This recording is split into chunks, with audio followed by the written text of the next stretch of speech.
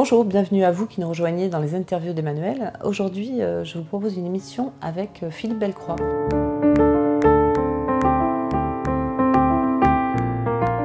Bonjour Philippe. Bonjour Emmanuel. Alors Philippe, vous vous définissez un peu comme un aventurier du quotidien. Je rajouterai voyageur engagé.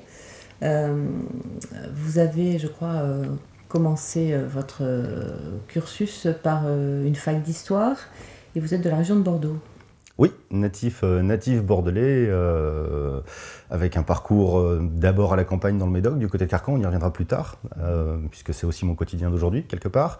Mais sinon, oui, un parcours scolaire tout à fait ordinaire dans Bordeaux, quartier de Saint-Seurin. J'étais sur Albert Barreau, après on est parti au Bouscat. Et une fac d'histoire, alors que j'avais fait un bac de biologie, donc c'était un espèce de contresens, mais en même temps, entre là où on a des compétences et là où on a de la passion, il y a des moments où il faut choisir. J'ai choisi la fac d'histoire, ça n'a pas été un succès. J'ai arrêté au bout de 6 mois. D'accord. Voilà. Bon, et donc aucun regret? Jamais. Bon. Jamais. Vous avez poursuivi, je crois, en travaillant, en faisant des petits boulots? Oui, parce que les parents étant du côté du Médoc, et quand on veut vivre à Bordeaux, il n'y a pas trop le choix. Il faut alimentairement participer un petit peu à l'effort familial. Et donc, du coup, j'étais chez McDo, hein, comme beaucoup de gens. Je crois que c'est ça aussi qui m'a un petit peu coupé de mes obligations scolaires. On prend vite goût au travail, à la liberté, à l'argent, qu'on gagne nécessairement, mais ça fait perdre un certain nombre d'enjeux. C'est pas du tout une recommandation que je ferai pour mes enfants s'il s'agit de les accompagner à ce niveau-là, quoi. Voilà. Alors, dans votre vie, il y a plusieurs axes, plusieurs passions. Si je vous parle de cette photo sur laquelle on vous aperçoit enfant, qu'est-ce que vous pouvez nous dire? Oui, alors c'est mon premier contact avec l'aviation. C'est un univers familial que j'ai découvert un peu sur le tard en l'approfondissant, mais en fait, cette photo, elle date, j'ai 5 ans. C'est un meeting aérien à Mérignac. Mon père travaille chez Dassault à ce moment-là et l'histoire familiale va se dérouler en cours de mon adolescence et sans être vraiment un enjeu, mais c'est une trame de fond en fait, c'est un peu dans le paysage. Un père qui travaillait chez Dassault, donc dans l'aviation militaire, et une mère qui travaillait dans l'informatique, et donc c'est ces deux univers techniques et de passion aussi, parce que l'informatique quand elle arrive à cette époque-là, c'est quand même quelque chose de très, très nouveau, très curieux, on est dans les années 70.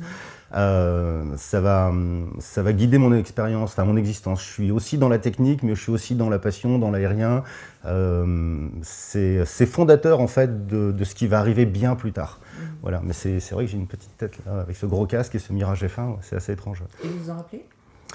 Alors, merci, grâce à toi. Refouiller dans les albums, ça permet de faire ressortir des choses. J'ai déterré cette photo et est revenu ce meeting aérien. J'y retrouve un copain, Xavier Méziane, qui nous avait accompagnés sur cette opération, enfin sur cette sortie familiale.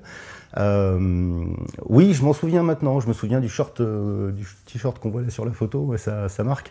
Je me souviens du casque lourd aussi qui pesait sur ma petite tête à l'époque. Je me souviens vraiment de cette belle journée. Enfin, il y en a eu d'autres, mais une photo, ça sert aussi à faire remonter des émotions, remonter des souvenirs qu'on avait peut-être enfouis à un moment, quoi. Donc c'est un très bon exercice, tu vois, ce que tu me proposes. Ok. Alors on va revenir sur une autre photo, une image aussi qui parle d'aviation, où là, vous avez pris de l'âge, on va dire. Oh, merci. Alors il s'est passé du temps, en effet. C'est-à-dire que entre le petit garçon et le jeune homme, là je dois avoir 27-28 ans, il y a eu un parcours. J'avais dit fac d'histoire, ça n'a pas duré très très longtemps. Je suis parti faire mon service national. À l'époque, c'était encore obligatoire. J'ai tellement aimé que j'ai pris 2 ans. Enfin, j'étais volontaire pour un service long en Normandie, donc une première délocalisation par rapport à mon ancrage bordelais. Et c'est là-bas, dans l'armée de l'air, que sur les conseils d'un ami, comme j'étais en rupture finalement de parcours scolaire, j'étais pas allé très très loin, vient cette idée d'aller poursuivre un parcours dans l'aéronautique, mais par contre au Canada, une sorte de grand saut en fait. Je venais de perdre mon père pendant cette période et j'avais un besoin une sorte d'émancipation, ou en tout cas de découverte ou de mise en danger. C'était dans un parcours aussi affectif que je suis allé là-bas. Et donc là-bas, j'apprends à piloter des avions, je passe mes licences. J'avais jamais eu d'expérience avant, sinon un baptême de l'air offert quand j'étais gamin. Et je fais 1 an au Canada avec une licence anglophone, francophone, du bimoteur, de l'hydravion. Enfin, je goûte à la vraie aviation, aviation professionnelle, sérieuse.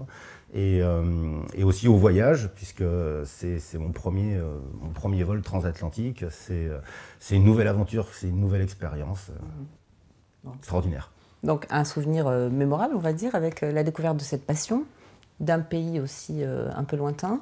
Oui, j'ai adoré le Québec. Volontairement, j'ai vécu à Montréal et j'ai vécu à Québec. J'avais un instructeur qui était anglophone.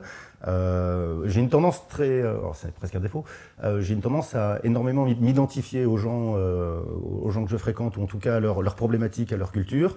J'arrivais à une époque où les Québécois étaient très dans l'émancipation, un peu de nationalisme. Enfin là-bas, c'est la fleur de lys. Et ses cousins éloignés, franchement, je connaissais pas avant, je m'y étais jamais intéressé, je me sens happé, ou en tout cas très proche. Ils étaient super accueillants, donc je me retrouve dans leurs manifs. Alors c'est pas les manifestations comme on l'entend, mais je me retrouve dans leur mouvement de foule, etc. Et j'adhère à la pensée québécoise, et j'adhère à l'espèce d'indépendance qu'ils revendiquent vis-à-vis des anglophones. Et non, vraiment, à chaque fois, oui, j'ai ce défaut ou cette qualité d'être vite happé en fait par les enjeux des gens, leurs problématiques, etc. Ok. Donc ça, premier grand voyage, et puis va suivre une autre destination finalement, qui est celle de l'Ukraine. Oui. Alors il s'est passé des choses, c'est vrai. Je reviens du Canada, je suis pilote. Je fais beaucoup de vols au travers d'un second métier en fait. Je me suis reconverti dans l'ULM, c'était le plus facile pour rester en local. Et dans ce métier-là, de piloter des ULM, je fais aussi de l'import-export. Et dans cet import-export, je suis en contact avec des gens qui sont à Kiev, qui fournissent des machines. Je les vends à des clients. Et c'est ce qui crée le lien avec ce pays dont j'ignorais tout aussi. Sauf qu'en 2014, il y a eu des événements, la place Maïdan, une nouvelle révolution là-bas, une nouvelle envie démocratique qui émerge.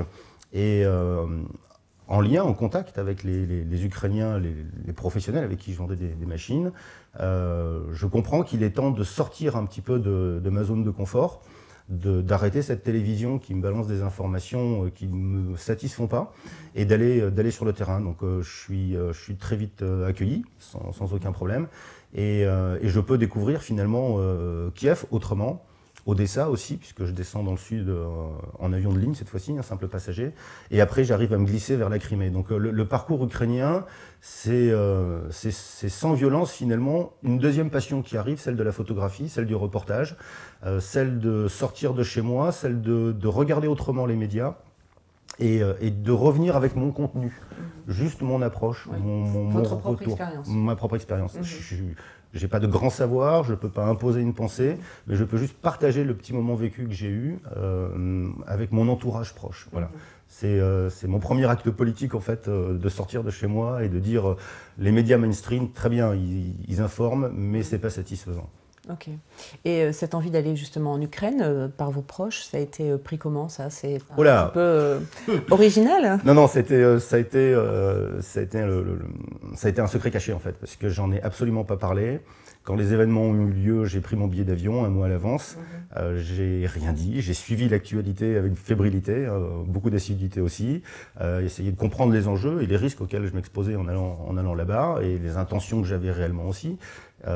Personne n'était au courant, mais vraiment personne. Jusqu'au jour du départ, personne ne le savait. C'est seulement quand j'étais en Ukraine qu'ils ont découvert que j'étais là-bas. Il n'y a qu'un copain à Paris qui a eu la gentillesse de m'accompagner à l'aéroport, qui m'a dit « Je comprends pas comment tu prends tes vacances ». Je dis « Bah ouais, je les prends comme ça ». Et en fait, c'est les réseaux sociaux qui m'ont démasqué. Voilà. Parce que j'avais beaucoup d'amis avec des noms à consonance ukrainienne, russes, qui arrivaient sur mon Facebook. Et personne ne comprenait, quoi. Donc c'est là que j'ai reçu un coup de téléphone et j'ai dû trahir ma position. Voilà, ainsi s'achève la première partie des interviews d'Emmanuel avec Philippe Bellecroix.